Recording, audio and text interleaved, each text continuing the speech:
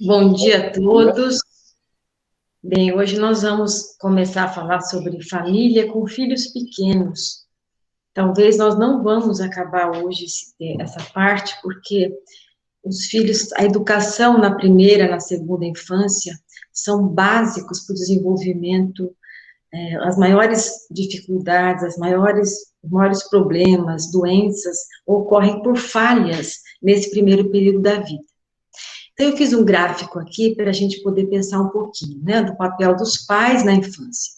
Que né, na infância, os pais têm um papel importantíssimo, porque eles estão formando a nova personalidade, que depois vai se somar à personalidade do espírito. Então, a gente sabe que existe um pequeno adormecimento das tendências até a adolescência, para que o processo educativo possa penetrar o espírito, né, que está nas nossas mãos, como bebê, como criança, para que nós consigamos ampliar os recursos internos, emocionais desse espírito.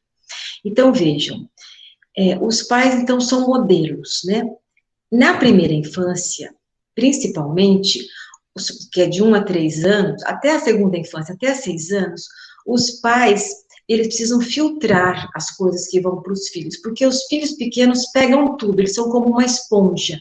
Tudo que você fala, tudo que você faz, eles internalizam. Por isso não adianta você falar uma coisa e fazer outra, que o filho vai realmente não vai internalizar o que você está falando. Então, eu coloquei aqui que no nascimento, né, existe um adormecimento das tendências espirituais até a adolescência, que lá tem aquele despertar. Porque é o período que nós temos de conseguir trabalhar e fornecer a esse espírito que veio ao nosso lar para que ele possa desenvolver melhor espiritualmente. Então, de 0 a 1 ano, coloquei aqui separadinho, porque é a fase mais importante. Falhas primordiais desde o nascimento até 1 ano, as dificuldades nesse momento, elas podem favorecer os maiores quadros de adoecimento.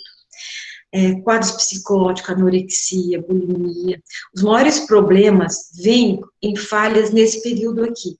Então, porque aqui é um período de total dependência. A criança, ela é totalmente, ela não fala, ela não manda, então ela tem uma dependência total. E existe o narcisismo, o egocentrismo, que vai diminuindo aqui até os 7 anos. Então, nesse período inicial, a criança é dependente totalmente, né, física e psiquicamente. E tem uma influência espiritual e também do meio. E ela não tolera a frustração. Aí depois vem a segunda infância, que é de 3 a 6 anos, e a terceira infância, de 6 até 11, 12 anos, que é quando vem a puberdade. No início, os limites precisam ser colocados pelos pais, porque a criança não tem esses limites, e devagarzinho, né, com um bom processo educativo, ela vai internalizando esses limites para poder gerenciar a própria vida. Freud, em 1895, ele considera o desamparo do bebê a dor primordial do ser humano. Então, todo bebê, né, quando nasce, ele precisa de um acolhimento total. Imagine, é um ser, é um espírito que vem, que reencarna, não tem recursos algum, ele está totalmente na mão do adulto. Por isso que o Freud fala que considera que o desamparo do bebê é enorme nesse período. Eu fiz um gráfico que eu vou explicar para vocês. Então, o bebê, ele é totalmente intolerante à frustração, ele depende totalmente do meio para lidar com a dor, dor física e dor emocional, fragilidade, vulnerabilidade. Depois, a criança tem uma maturidade psíquica, ela ainda depende do meio para lidar com a dor, um pouco menos, até chegar no mundo adulto, que é esperado, né, que já se adquiriu uma maturidade psíquica, onde o adulto, que somos nós, consigamos lidar com a nossa dor física e psíquica. Às vezes pode ser que exista um adulto, que ele já tem uma idade, mas ele tem um funcionamento infantil. Então, isso aqui é relativo. Mas se as coisas fluem bem durante todo o desenvolvimento, a pessoa chega no mundo adulto com mais capacidade de lidar com as suas dificuldades. Então, vejam, quando é um bebezinho, eu coloquei aqui uma vasilhinha, né? O bebê recebe estímulos, ele tem frustrações, ele tem dor, ele tem fome. Então, ele recebe vários estímulos. E o continente dele, que a gente fala que essa vasilha, é muito pequenininho. Então, o bebê tem precários recursos para lidar com a dor física e mental. Tem um ego frágil, que a gente fala. Aí, o que chega nele? Vaza, né? O bebê não chora, tá com fome, ele chora, vaza para a mãe. O bebê tá com dor, vaza, vai para a mãe. Eu falo mãe porque a mãe, nesse período, é o principal elemento para o bebê. Você sabe que tem um livro, se vocês quiserem ler, vale a pena ler. Ele se chama Perdas Necessárias, da Judith Viorst. É uma psicanalista, embora ela não tenha a noção da questão da espiritualidade, tanto que no final, para ela, a morte é a morte, mas compensa ler esse livro para poder ver a importância desse primeiro período na vida de uma criança. Então, ela cita casos de bebês abandonados, largados em creche, maltratados, e os danos que foram feitos nessas crianças, nesses bebês, mostrando a história posterior de vida. Vale a pena, se vocês tiverem interesse, lerem esse livro. Mas então, vaza para a mãe. É esperado que a mãe tenha esse continente maior, que é a mente. Porque igual a mãe passarinho não pega a comidinha, ela mastiga para devolver para o passarinho. Essa é a função da mãe. A mãe pega essa dor, esse medo, essa fome, os desconfortos do bebê, e ela tem que acolher. Só que para acolher, ela tem que ter uma mente, que a gente fala, não saturada. Ela tem que ter um espaço mental. Agora, se é uma mãe que está aqui lotada, sabe, de conteúdos, de trabalho, de preocupações, vazou aqui, a mãe não capta, não consegue segurar. Então, para a gente poder ajudar o bebê a crescer e devolver para ele de uma forma que ele possa lidar, então, se ele é contido nas necessidades dele, ele vai desenvolvendo devagarzinho a mente dele, que é essa vasilhinha dele. Se ele não é contido, vai ter raiva, destrutividade, atuação.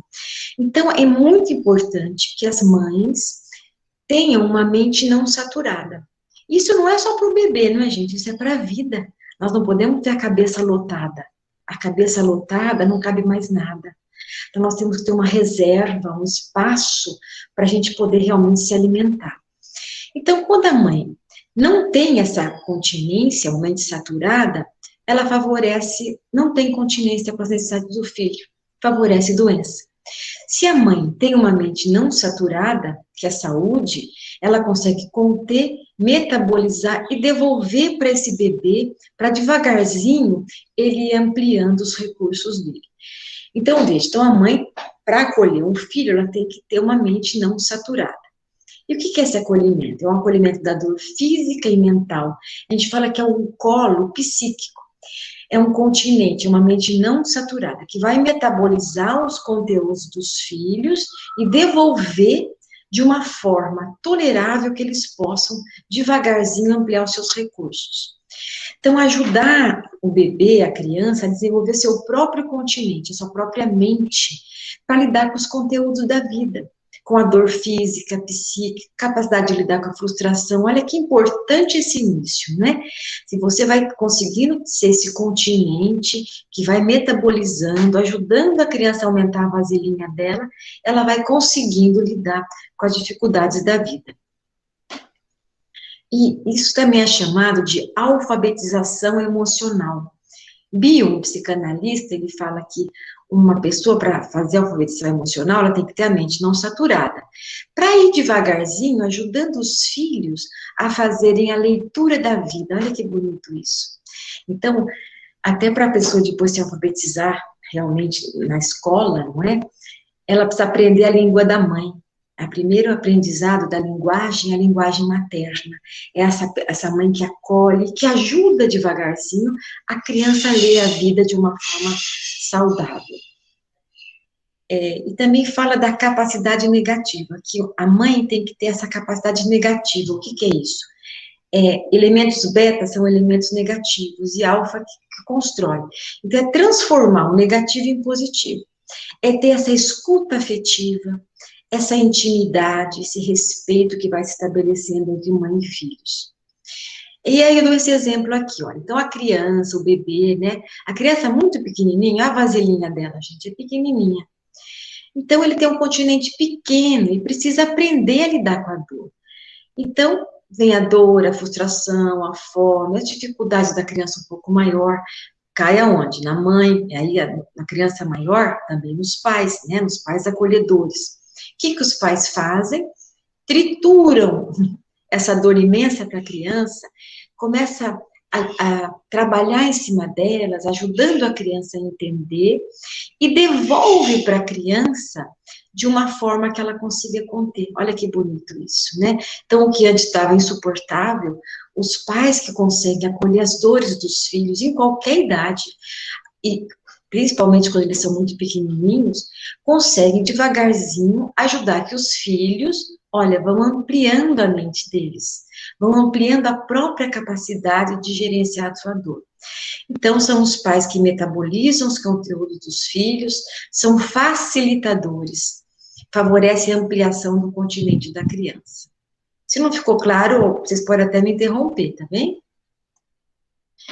Então, o papel dos pais da infância. Proteção, em todos os sentidos, né? Porque a criança, desde o bebê até a segunda infância, eles precisam de muita proteção. Suprir as necessidades físicas e psíquicas dos filhos em cada fase do seu desenvolvimento, potencializando-os, não fazendo por eles o que eles já podem fazer sozinhos. Isso é muito importante. Então, no começo, o bebê não é totalmente dependente, ele não tem mesmo recurso para fazer nada sozinho. Então, devagar, no primeiro momento a mãe acolhe, né? Traz aquele colo psíquico, aquele colo real, aquele afeto e amor, e devagarzinho vai ajudando os filhos, em cada fase do seu desenvolvimento, a se potencializando. Então, se uma criança tem já um aninho, você não pode ficar com ela o tempo inteiro no colo, você tem que deixar essa criança andar. Se a criança já começa a balbuciar letras, você não pode adivinhar o que ela quer, a criança faz assim, e mostra a água. E você vai lá e pega água? Não, não pega água, não. Você fala assim, o que é água? Fala. Aí você estimula a criança a usar os seus recursos para crescer. Então, isso é muito importante. A gente não fazer pelo outro o que ele já pode fazer sozinho. Senão você tira a capacidade da pessoa se desenvolver e se fortalecer. Ah, mas eu não posso fazer nada? Claro que você pode fazer um agrado, não é?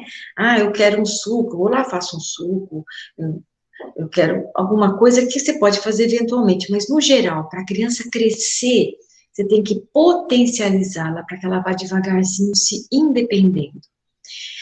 Estabelecer hábitos de rotina, porque amplia a produtividade. Isso para todos nós, né, gente? Nós todos, quando a gente consegue alinhar nosso dia dentro de uma ordem, agora eu vou trabalhar, agora eu vou estudar, agora eu vou fazer ginástica. Então, a sua mente vai se organizando. Quando eu não tenho uma organização, eu fico muito pouco produtivo. Então, isso é muito importante, a gente ajudar os filhos a terem rotina, porque amplia a produtividade. Então, aprender a ajudá-los a se organizar no tempo. Tem que ter horário para alimentação, horário para sono, horário para higiene, para o banho, para as tarefas pessoais e domésticas. Por quê? Porque tem pessoas, tem adultos que não têm nem horário para alimentação. Então, os horários, eles vão ajudando a gente a ter tranquilidade. Se eu chegar em casa o horário é sempre entre meio-dia e meio-dia e meia, é o prazo máximo. Se eu chegar em casa meio-dia e 15 e não tiver nada, vamos pensar uma criança, está acostumada. Então, a gente tem que ter criar esse hábito, que isso nos conforta. Se eu nunca sei quando vai estar pronto o almoço, isso me desorganiza. Horários para sono. A criança, principalmente, tem que dormir cedo. Nós também temos que dormir mais cedo, né? Tem pessoas que ficam acordadas até 2, 3 da manhã, depois acordam cedo. Então, o sono é restaurador. E a criança precisa adquirir hábitos para dormir mais cedo, o que acontece hoje, né? Tem pais que trabalham fora o dia inteiro, e aí fazem da noite o horário de brincar, de joga a criança para cima, e às vezes fica até meia-noite, isso não é bom para a criança. Então, os pais têm que tentar ter um espaço qualificado com a criança no nível de atividades durante o dia. É ter o horário para higiene, horário para banho. Tem criança que não tem horário para banho. Tarefas pessoais, domésticas. E uma coisa muito importante, quando a criança vai começando a crescer, primeiro o dever, depois o lazer. Mas olha o segredo disso aqui, né? O dever, gente, é muito bom na nossa vida. Então, o dever, ele tem que ter prazer no dever.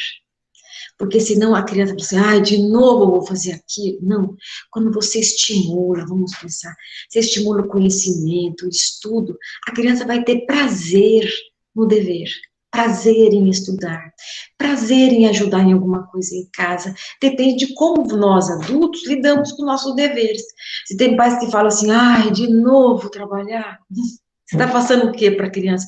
Nossa, trabalhar deve ser uma coisa muito chata, né? Agora, se eu acordo feliz, ai que delícia, mais um dia de trabalho. Então, o prazer em tudo que a gente faz é muito importante. Então, vamos pensar nisso para que nós possamos passar isso para os nossos filhos. Organização do espaço, também isso é muito importante. Nós temos que ter um lugar para nos alimentarmos. Eu não posso comer na sala, no quarto. Tem pessoas que comem com a TV ligada, acho que eu já falei aqui isso em outros cursos, né? A gente tem que fazer uma coisa de cada vez. Então, nós temos que sentar à mesa, em silêncio, sem o barulho de TV. Tem pessoas que já têm até a TV na cozinha, né? Come, olha para a TV, come, olha para a TV. Não, tem que prestar atenção. Um dos segredos de baixa ansiedade é você ficar inteiro em tudo que você faz. Então, a criança vai comer todos à mesa, né? A criança já pode comer sozinha, deixa ela comer sozinha do seu lado. É muito pequenininha, você tem que ajudar, você vai ajudar um pouquinho, mas vai estimular que ela coma sozinha. Mas aquele momento pleno, né? É um momento importantíssimo, o momento da alimentação. Tem pais que trabalham fora e deixam a alimentação na mão de babás, né? De pessoas, de funcionárias. Isso não é bom, porque a criança tem que poder partilhar esse momento à mesa junto com os pais, junto com os funcionários também, que é um momento de integração, é um momento para prestar atenção na criança, ver como ela está comendo. Às vezes a criança chega triste da escola, você não chegou ainda, você não viu. A funcionária vai dar comida, a criança não quer comer, você não viu. Então, à mesa você vê tudo. A criança está meio amuada, não quer comer. Filho, o que está acontecendo? Aconteceu alguma coisa na escola? Né? Fala para a mamãe, vamos comer. Aí você vai ajudando a criança a poder enfrentar e lidar com as dificuldades. Só que para isso nós temos que estar presentes. Então temos que também organizar o sono, né? Tem que ter um horário para o sono. Não dormir na sala, não dormir no quarto dos pais, cada um tem que ser o seu quarto. A criança tem que saber o lugar que é o lugar dela, não é? Quarto dos pais, cama do casal é cama do casal. Ah, mas a criança está com medo, vá até a cama dela, né? Acolha os medos dela. Mas a gente tem que ir devagar, ajudando a criança a saber qual é o espaço dela, dentro de casa e no mundo. Tempo e espaço para fazer a tarefa, então tem que organizar esse espaço, não pode fazer a tarefa vendo TV, a tarefa na cama deitada, tem que ter um lugar para a tarefa, um lugar sem barulho, sem televisão, então a gente tem que ter um lugar para fazer as coisas, os lugares, cada coisa no seu lugar, favorece uma organização maior e favorece que isso abaixe a ansiedade. Papel também na infância é a educação religiosa, qualquer que seja, porque a educação religiosa, ela estimula a criança a começar a enxergar coisas além da matéria, a importância de ser bom, de olhar as dificuldades do amiguinho. Então, nas pequenas coisas, você está ajudando a criança a se religar, a se ligar com questões que não são da matéria, que são do espírito. Transmitir valores morais e éticos fundamentais, e nós somos modelos. Então, a criança pequena, como eu falei, ela é uma esponja, Não adianta eu falar que o filho tem que ser muito bom para as pessoas, aí vem uma pessoa pedindo comida na sua casa, você fala, vai lá trabalhar, não vou te dar nada, e ainda às vezes tem pessoas que são agressivas, não, tá com fome, peraí, vamos lá, meu filho, vamos ajudar, vamos ver o que a gente pode dar para essa pessoa que está com fome. Então, esses valores morais e éticos a gente transmite muito menos pelo que a gente fala e muito mais pelo que a gente faz. Então, claro que fazer e falar, as coisas são ótimas, se integram, mas não adianta ficar falando, dando lição de moral, se você não consegue tratar bem nenhuma pessoa que está ao seu lado, nenhuma pessoa que bate a sua porta pedindo uma comida, nenhuma pessoa que bate na porta da sua janela do carro pedindo um auxílio. Então, a criança, lembre, ela tá, a esponjinha, ela tá pegando tudo. Prover financeiramente, isso é uma função dos pais, não é? Isso, você tem filhos, você tem que ajudá-los as coisas mínimas para que ele possa se desenvolver. Coerência em relação ao que os pais falam e fazem, como eu já disse aqui em cima, né, que nós somos modelos. Hierarquia, há de ter uma posição hierárquica, tem que ter papéis definidos e funcionais. Pais são pais, filhos são filhos. Tem pais que às vezes acham que são bonzinhos porque deixam os filhos fazer o que querem, mandar e-mail, fazer as coisas na hora que eles querem. Não, filhos são filhos. Então, os pais têm uma posição de maior autoridade. Não é autoritarismo, não é eu exigir do outro e não olhar para as necessidades do outro. É autoridade moral. Eu tenho que ter uma autoridade para mostrar para o filho qual é o lugar dele em casa, qual é o lugar dele na escola, na sociedade, com os amiguinhos. Devagar ele vai ampliando os seus direitos junto com os seus deveres e vai também ampliando a sua autoridade até chegar no mundo adulto. Então, os direitos e deveres vão se ampliando até a adolescência. Regras e frustrações adequadas. Para ser adequado, tem que ter limite coerente. Coerente é, eu falo o que eu faço. Tem que ser flexível, de acordo com a idade, não pode ser rígido. A gente tem que ver com quem que a gente está falando, o que uma criança está precisando. Então, tem crianças que precisam de mais limites. Tem crianças que não precisam, então você não pode ser rígido e aprisionar o seu filho, tem que olhar com quem você está falando, tem que ser flexível e ver com quem você está falando. Tem crianças que têm muito pouca capacidade de lidar com a frustração, elas são muito exigentes, às vezes você vai ter que ter uma forma de abordá-la e mostrando a ela qual é o lugar dela, o que ela pode, o que ela não pode fazer, mas sempre com muito amor, com muita coerência, com flexibilidade. E passando para a criança a noção clara do sim e do não. Agora, se um dia você fala sim para uma coisa, outro dia você fala não para uma outra coisa. Então, você tem que saber, mas não por quê. Você tem que explicar o porquê que é não. Tem pai que fala assim, não, não, porque não, ponto. Né? Meu pai, às vezes, eu sou de uma geração mais antiga, às vezes ele fala, não, não é não. Então, assim, a gente tem que prestar atenção nisso. Não é falar sim a tudo, não é falar não a tudo. Eu tenho que ver quando é bom eu falar sim e quando é bom e adequado eu falar não. Porque a criança tem que aprender a lidar com as consequências dos seus atos, que é a noção de causa e efeito. Então, se eu faço uma coisa boa, eu tenho uma consequência boa. Se eu faço uma consequência ruim, eu tenho que ter uma consequência negativa, eu tenho que ter uma regra, eu tenho que ter uma frustração. Eu tinha que ter feito a tarefa para brincar, não fiz, então enquanto você não acabar a tarefa, você não vai brincar. Isso não é punição, isso é consequência do próprio ato. Então é uma coisa importante para a gente poder trabalhar. Papel dos irmãos, aprender a dividir. Seja, quando você é único, o filho único, salvo o pai, os pais têm que ter realmente uma maturidade muito grande para não deixar esse filho excessivamente mimado, excessivamente que é tudo para ele, estimular desde criança, mesmo o filho único, a dividir com o priminho, com o amiguinho. Ah, o amiguinho fez aniversário na escola, puxa, que bacana, vamos dar alguma coisinha para o seu amiguinho, é o dia dele. Então, assim, mesmo o único, a gente pode e consegue estimular nesse filho enxergar o outro, né? E isso facilita, aprender a dividir, facilita a saída do egocentrismo. Então, ter irmãos favorece. Quando você é único, é tudo para você. Quando nasce o irmãozinho, já tem que dividir. Se é 2, se é 3, vai ter que dividir mais ainda, não é? Então, irmãos, a gente aprende a lidar com vários sentimentos quando a gente tem irmãos. Aprender a lidar com nossos sentimentos ambivalentes, de amor e ódio. Ambivalente, assim, é o que é ruim e bom, não é? Às vezes eu sinto amor pelo meu irmão, se eu sou criança. Às vezes eu sinto raiva porque minha mãe deu mais atenção para ele. Eu sinto inveja, sinto ciúmes, rivalidade, que às vezes esses sentimentos negativos, eles são minimizados quando os pais conseguem ser coerentes e não proteger mais um do que o outro. Tem pais que acabam comparando os filhos, não é? Um vai muito bem na escola e o outro vai mal. Tá vendo? Olha lá o teu irmão. Teu irmão é nota 10.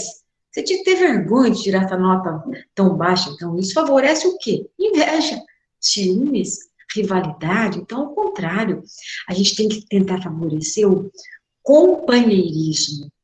Então, por exemplo, um filhinho, eu tenho 2 filhos, todo mundo aqui tem filhos, então às vezes você vê que um filho tem mais dificuldade que o outro, então estimula o que tem mais facilidade para uma coisa, ajudar o outro. Tem um que tem uma habilidade motor imensa, ajuda o outro a aprender a andar de bicicleta. O que tem, às vezes, mais facilidade ao nível intelectual, poxa, estimula o seu irmãozinho para ele aprender mais as coisas. Então, assim, pais saudáveis estimulam o companheirismo e não vão reforçar uma questão de ambivalência que já existe quando vem os irmãozinhos. Nunca estimular a competição. Gente, a competição, nós já falamos aqui em outros encontros, ela é só boa com a gente mesmo, no sentido assim, competir, de você poder olhar para você assim, poxa, como eu estou hoje, eu tenho que melhorar. Então, uma coisa comigo mesmo, eu vou fazer por mim. Mas a gente tem que estimular a cooperação. Eu não posso competir o tempo inteiro com o outro, porque eu posso ser mais ou menos. Eu tenho que ser colaborativa, porque pais justos e acolhedores e coerentes, eles favorecem a cooperação. Pais que não são justos, que acabam favorecendo divergências e ciúmes entre os filhos, favorece a competição. Sabe aqueles filhos que um quer mostrar para o pai quem é melhor? Então, se isso estiver acontecendo na vida de vocês, prestem atenção. Pode estar havendo alguma falha nesse sentido, e isso é muito importante. Eu pensei que não ia dar para falar tudo, mas vai dar. Mas a discussão pode se ampliar. Aí eu fiz esse gráfico aqui, é um gráfico final. É muito importante esse gráfico. O que isso representa?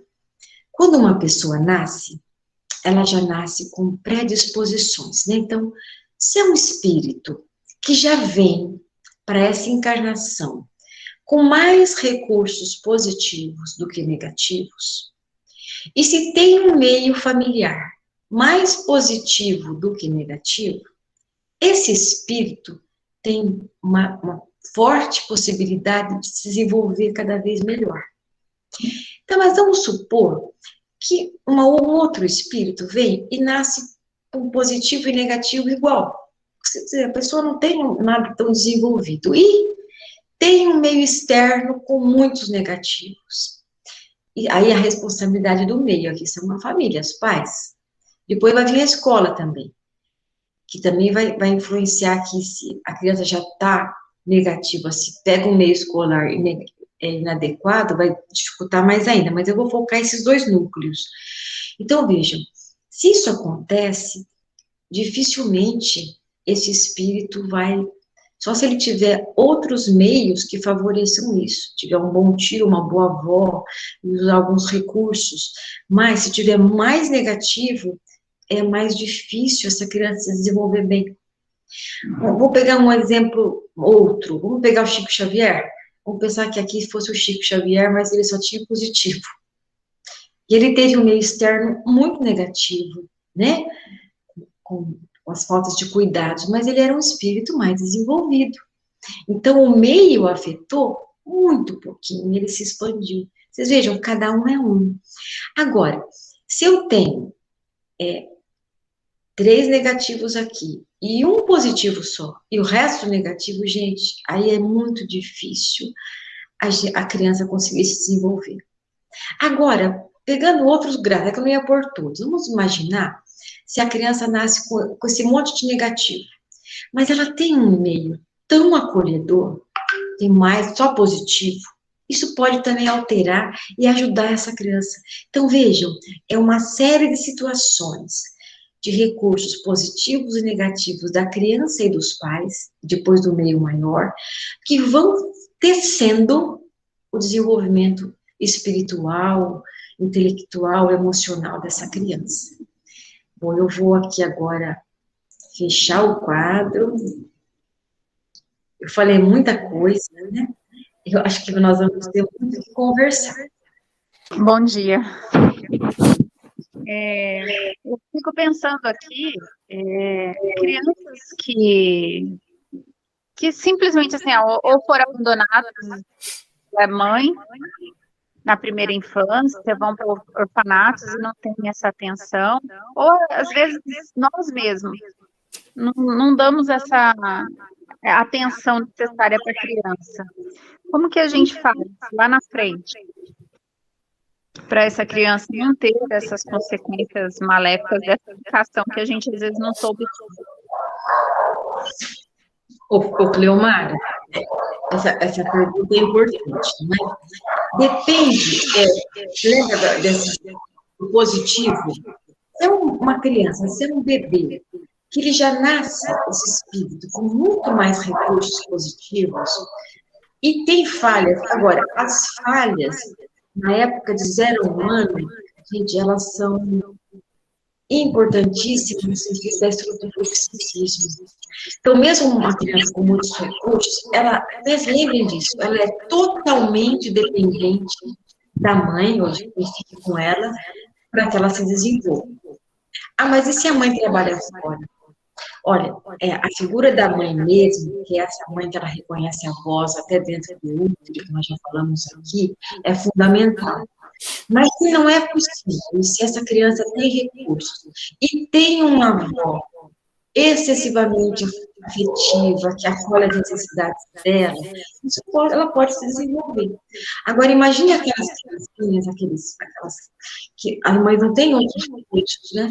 A criança nasce e vai ter que logo lá com seus 4, 5 meses, já vão lá para os berçários, para a creche, né? E ficam lá uma em cada bercinho. Então, isso é danoso. Isso do psiquismo, ele gera problemas, até na parte da intelectualidade.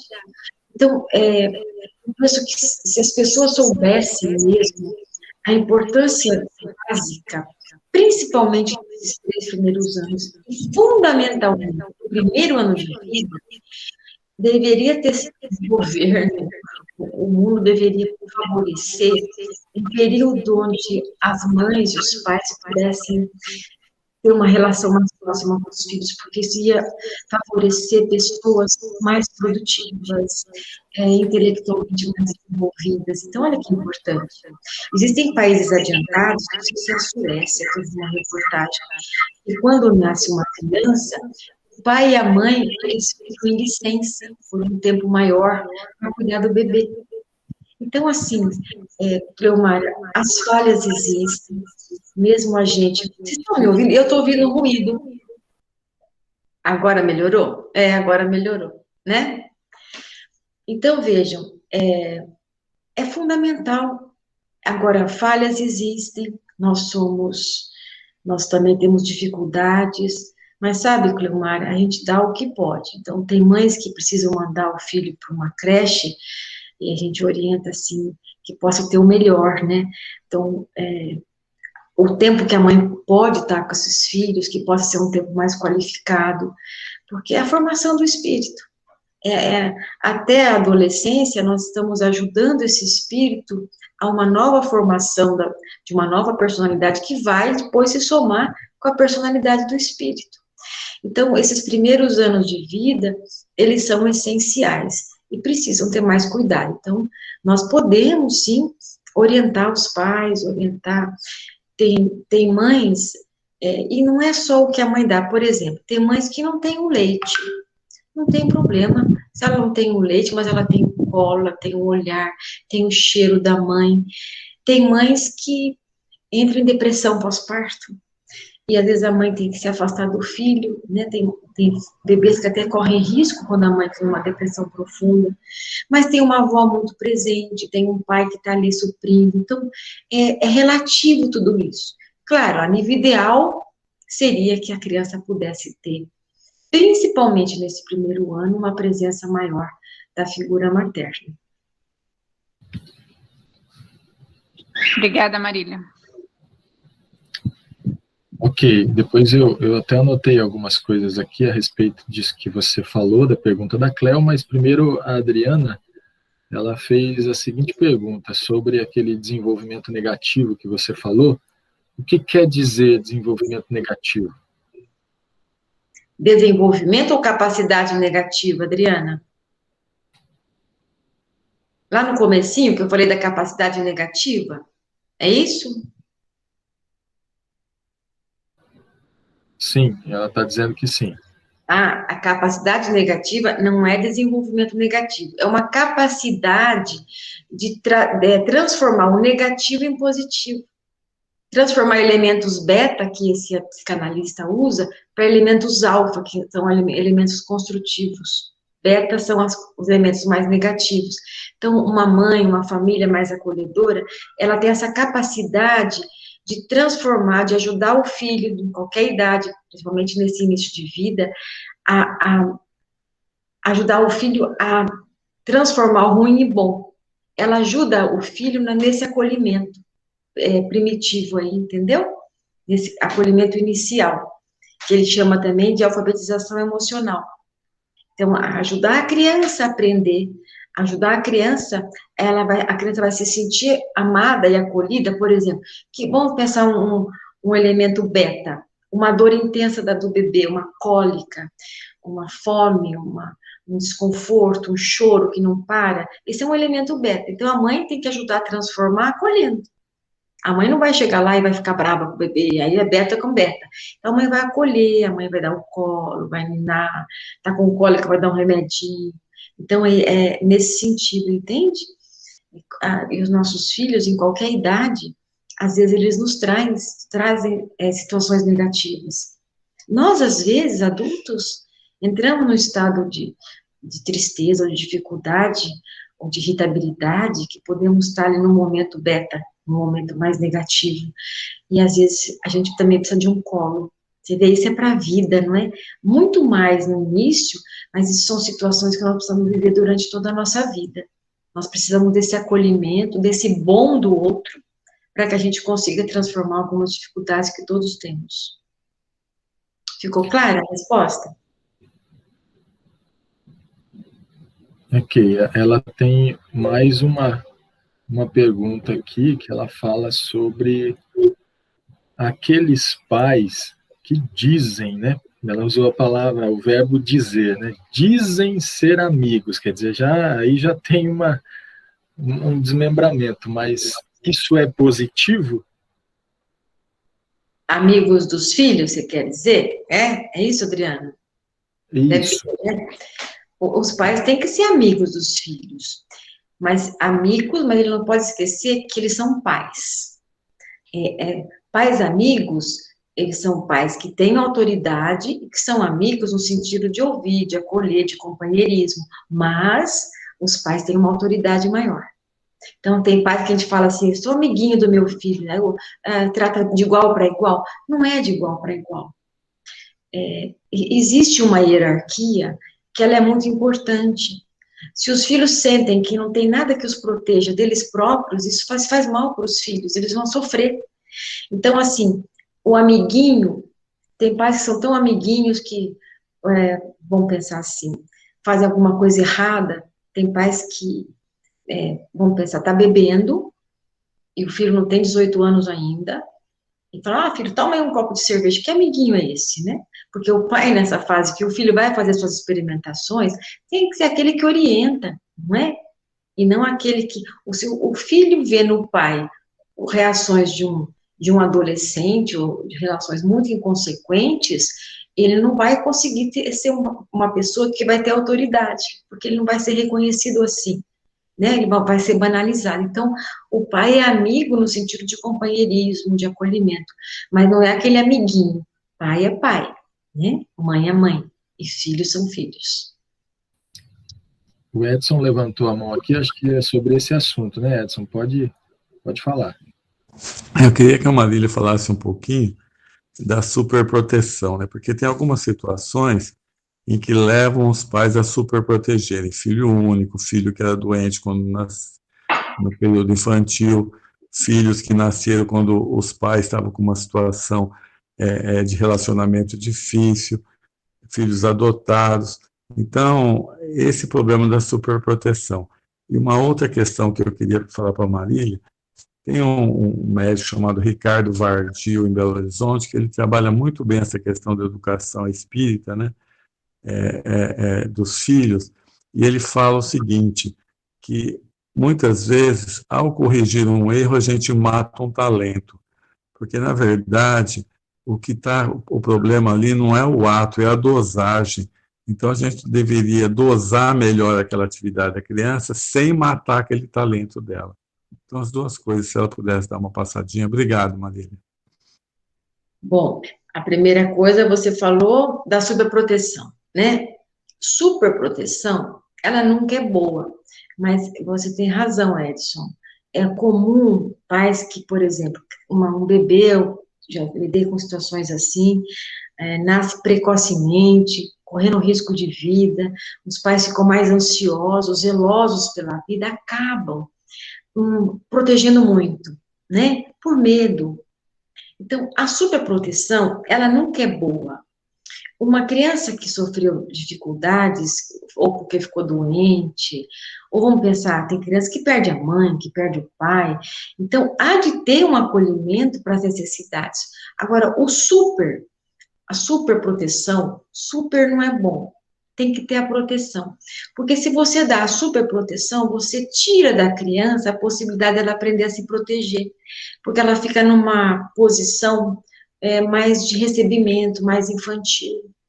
Então, a pessoa super protege, não deixa o filho andar descalço, porque vai pegar gripe, não deixa o filho comer sozinho, porque eu vou dar, porque senão ele não come nada. Então, assim, a gente tem que estimular os filhos a encontrar seus recursos. Isso se chama proteção. Você está protegendo os filhos, não fazendo por eles o que eles podem fazer sozinhos. Mas essas situações, elas existem. E mesmo quando o filho é adotado, eu tenho amigas que adotaram crianças e que são pessoas ótimas, e também depende, às vezes, depende do espírito, né, Edson? Às vezes encarna um espírito que nasce da mãe mesmo e tem dificuldades, às vezes você adota uma criança que tem uma sintonia imensa. Então, assim, o que nós podemos e devemos fazer é acolher, né, de forma, vamos pensar assim, muito amorosa, os filhos, mas ajudando-os a crescer para o mundo, porque nós não somos eternos, né? Então, filhos muito protegidos ficam muito ansiosos, ficam se sentindo frágeis para lidar com as adversidades, e o mundo ele vai ter que lidar com várias questões, então a gente tem que fortalecer. Lembra, a gente tem que, no começo lá, picar as dificuldades, mas devolver devagarzinho para a criança ampliar os seus recursos para lidar com as questões da vida. Agora, me chamou a atenção a sua fala, eu gostaria até que você repetisse o que você falou, que uma pessoa falou para você. Ele fala assim, esse doutor Ricardo, ele fala assim, que muitas vezes os pais, ao quererem tirar um defeito no filho, eles matam um talento. Vamos dizer o seguinte, uma criança, bem simples, uma criança fala, não para de falar. Ela tem aquele talento. Então, você deve dosar, mostrar para ela que ela pode falar menos, mas sem tirar aquele potencial dela, que aquele potencial pode ser um talento enorme que ela veio para essa vida. Entendi. Então entendeu os defeitos, não como uma coisa errada, e sim como uma coisa mal dosada. Isso mesmo. Então, até porque não é defeito. Vamos pensar. E tem várias questões também. Você tem um filho, e ele está falando rápido demais. Falando. Você chega, ele está falando. Você tem que pensar assim, meu filho está ansioso. Por que será que ele está falando dessa forma? Será que ninguém está dando atenção para ele? Será que ele só consegue falar para mim tão rápido, porque ele sabe que eu vou chegar, trabalhar, comer e sair? Então ele tem que falar rápido, porque senão ele não vai conseguir ter um contato comigo? Então, é bem bacana isso mesmo. A gente não pode, a gente tem que pensar assim, o filho está xingando. Por que que meu filho está xingando? Por que que ele está soltando essa situação tão agressiva? Às vezes ele pode estar xingando, você é muito pequenininho, porque ele viu muitos amiguinhos na escola, o amiguinho fazendo, ele está repetindo. Então, você vai mostrar para ele que tem palavras que ele pode usar. Por que que ele está falando? Você sabe o que significa essa palavra? Então, você vai educar. Você não pode só punir. Ou melhor, você não deve punir assim. A criança tem que ter consequência do que ela faz. Mas você não pode castrar, bloquear um movimento. Você tem que entender o porquê, tem que contextualizar. Né? Tá falando muito porque às vezes ninguém está ouvindo. Tá muito quieto, né? A pessoa não fala nada e o pai chega assim, mas você fala alguma coisa, você parece um mudo, né? Mas peraí, por que meu filho está tão quieto? Será que ele está sentindo, está deprimido? Está sofrendo com alguma coisa? Esse prestar atenção e tentar ver o que está acontecendo com o outro. Isso está faltando muito hoje em dia, né, Edson? Esse prestar atenção. Quando eu falei de almoçar juntos à mesa, você vê como que o outro está fazendo, ou está comendo bem, não está dormindo bem, está com muito medo. Então, você tem que identificar as coisas para poder realmente ajudar. Mas bem bacana essa fala, viu? Muito obrigado, Marília. A Cleomara levantou a mão, por favor. Ô Marília, é muito comum a gente ver crianças pequenas que vai no maternal morderem. O que é essa reação da mordida da criança? Você vê que tem criança que tem constantemente essa questão de morder a outra, e outras já não tem isso daí, esse hábito. Isso é importante. A gente fala que tem até um nome, crianças mordedoras. A criança que morde, normalmente, é essa criança que está entre 1 e 2 anos. Por quê? É a fase oral. A criança, tudo é pela boca. E se a criança tem um impulso, vamos pensar assim, são crianças mais vorazes, mais destrutivas, ela vai expressar as situações dela. Veja que a criança é pequenininha, não põe tudo na boca. A criança pega um brinquedo e põe na boca. Se deixar ela pegar a terra, ela põe na boca, porque a boca, ela experiencia situações boas e ruins. Se ela está com raiva, ela vai usar a boca. Ela vai lá e morde. A gente fala que as crianças mordedoras são crianças que têm um impulso agressivo um pouco mais exacerbado. Isso, então, é da criança. Então, você vai ter que realmente falar, você quer morder? Pode morder, pera, eu vou te dar morde essa bola de borracha, morde essa fruta, mas não morde o coleguinha, porque o coleguinha sente dor. Então, você vai orientando. E você tem que ver, você vê tudo aí, tem que contextualizar. Por que essa criança está mordendo? Então, ela tem um impulso oral aí mais forte, mais agressivo, mas por que ela está tão agressiva? Será que ela está tendo pouco acolhimento em casa? Será que o pai é muito agressivo, é muito nervoso? Será que a mãe também? Será que o ambiente familiar é agressivo? Então, a gente tem que identificar várias situações. Mas crianças mordedoras, você tem que realmente ter uma entrada de auxiliá-las a transformar esse impulso de outra forma. Mas tem que contextualizar. Em tudo que a gente vai trabalhar no filho, a gente tem que contextualizar. Às vezes é um espírito mais voraz. Tem bebês, quem já deu mamar, quem teve bebê, tem bebês que são vorazes. Eles mamam que parece que vai engolir o peito da mãe. Não é assim? Tem bebês que você põe no peito, eles começam a mamar e dormem. Então, tem bebês que mordem o peito da mãe. E tem bebês que não mordem o peito da mãe. Então, isso já é uma coisa mais forte, é um impulso mais forte do espírito, que com muito amor vai sendo transformado. Responde sua questão, Cleomara? Sim, respondeu, obrigada. Marília, está me ouvindo? Estou ouvindo. Naquele gráfico que você mostrou sobre os recursos, né, positivos da criança, do espírito, depois os recursos do ambiente familiar aqui, né? Mesmo que o espírito não tenha muitos recursos dele mesmo, e também não tenha muitos recursos do meio, né, da família onde ele está, A gente não poderia colocar como recursos positivos, por exemplo, a predisposição que ele veio com planejamento, né, uma disposição diferente, e também o amparo espiritual, isso poderia fazer diferença? Sim, como eu falei do Chico Xavier, não é? Ele não tinha lá aquela mulher que queimava ele, que agredia. Quando um espírito, ele tem um potencial, ele já é mais desenvolvido espiritualmente, esse meio, claro que vai mexer, mas muito pouco, porque a pessoa ela já tem uma estrutura diferenciada dentro dela. Agora, quando a pessoa não tem, Adriano, isso é muito danoso, né? Porque às vezes tem o amparo da espiritualidade, mas por isso que a função dos pais é fundamental, né? De poder realmente acolher esse espírito de qualquer forma. Mas o Chico, ele tinha valores, né? A pergunta que eu fiz eu não tenho valores ainda, eu tenho só uma disposição em ter os valores. Eu venho com uma disposição diferente, não já com os valores. Mas eu tenho uma predisposição positiva, eu vou aproveitar qualquer coisa. Uma vez, eu vou citar uma coisa, eu não vou citar nomes, eu trabalhei uma pessoa em terapia por pouquíssimo tempo.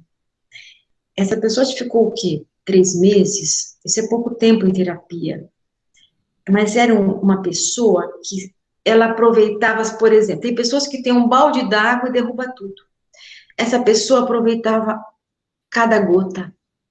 Então, isso é uma predisposição da pessoa buscar o bom e fazer o bom crescer dentro dela. Pessoas assim, elas lidam muito melhor com a adversidade. Elas aproveitam. Então, se tem várias pessoas negativas, situações difíceis, mas tem uma coisa, um sorriso que alguém sempre dá para a pessoa todo dia, quando ela vai trabalhar, sabe? Coisas pequenas. Mas se a pessoa tem essa predisposição, ela faz da gotinha virar uma chuva inteira. Entende isso? Acho que isso é muito importante, viu? Que você lembrou. Mas isso quando a pessoa tem essa capacidade de transformar. Se não, nós que temos que ajudar os filhos a desenvolver essa capacidade de ir transformando as dificuldades para crescer. Você sabe que eu vou falar uma coisa antes da gente terminar, Adriano, que ficaria mais, talvez, em vez de eu falar tudo de uma vez, como eu fiz hoje, assim, passar um slide e a gente conversar. Não era melhor?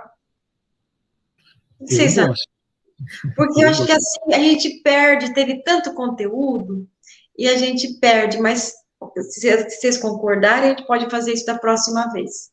Né? Eu falo alguma coisa, não tiro a tela, mas abro com uma pergunta, responde. O que vocês acham? É uma proposta.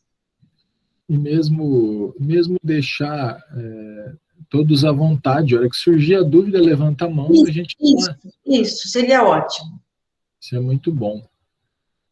Ok. Esse comentário que eu fiz, só para a gente terminar, é justamente assim, porque às vezes a gente sabe que não tem muitos valores dentro da gente, né? E também o meio é totalmente adverso, mas a gente tem vontade em ser melhor, em fazer que as coisas melhorem, então isso faz diferença muito grande, né? Essa disposição em querer melhorar, em querer fazer o certo, a gente também faz aquela conexão com o amparo, com a espiritualidade, e aí você consegue fazer a coisa mudar. É difícil, mas consegue. Mesmo. Então tá bom. Eu anotei muitas coisas aqui, não vai dar, infelizmente não vai dar para perguntar, né, para conversar com você, mas depois nas próximas oportunidades a gente vai conversando. Eu queria te agradecer mais uma vez, obrigado, trazer o conhecimento aí, compartilhar com a gente, tá? Muito obrigado mesmo, de coração.